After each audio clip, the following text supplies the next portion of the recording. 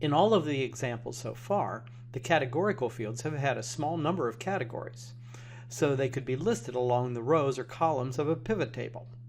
Sometimes, however, the fields contain a large number of distinct values, and a pivot table that lists all of them is unwieldy and doesn't provide very useful information. There are two situations where this typically occurs. The first is when the field is a date field, with plenty of possible dates, and you want to analyze a time trend. The second is when the field is numeric, such as age or salary, but you want to treat it as categorical. In either case, the values can be grouped. This video illustrates how to do so with two examples.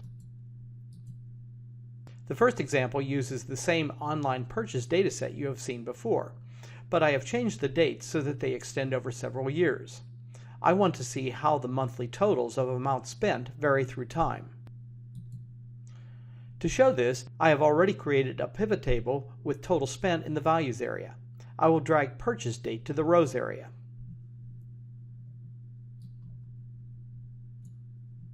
Starting in Excel 2016, Excel automatically groups dates. As you can see in the rows box, there is a grouping for years and for quarters. I'm not interested in quarterly totals, so I will drag it off. However, I am interested in months. To show monthly totals, I will select any item in column A and click the Expand button on the Pivot Table Tools Analyze ribbon.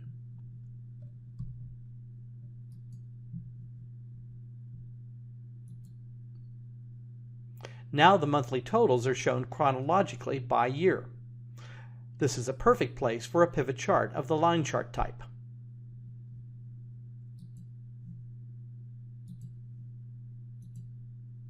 It shows a definite upward trend. The decline in the last month, June 2016, is probably because the data set extends only through the middle of that month.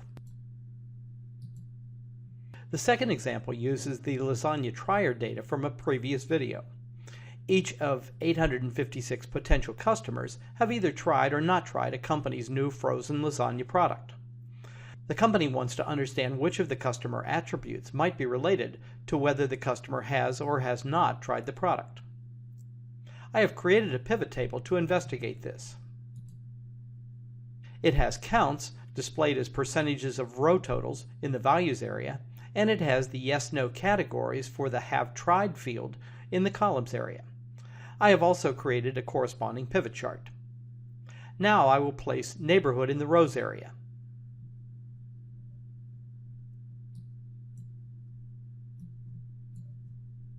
Both the percentages in the table and the chart indicate that customers in the West are more likely to have tried the product.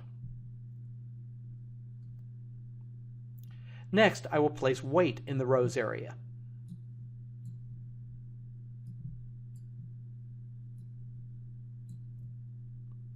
As you can see, there is an obvious need for grouping.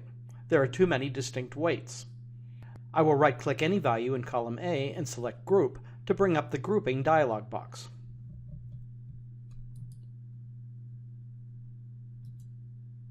By default, the groups will go from 142 to 258 in steps of 10. If I want fewer groups, I could change 10 to 15, for example. You can experiment with these settings. For now, I will accept the defaults. It appears that heavier people are slightly more likely to try the product, but the relationship isn't very strong. I could also group by another numeric variable, such as age.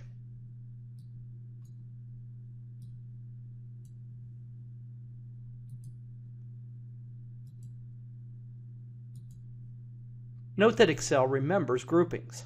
If I come back to weight, it is still grouped.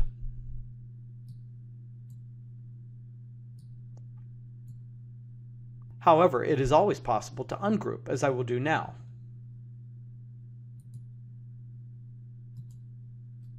Then if I come back to weight, it will still be ungrouped.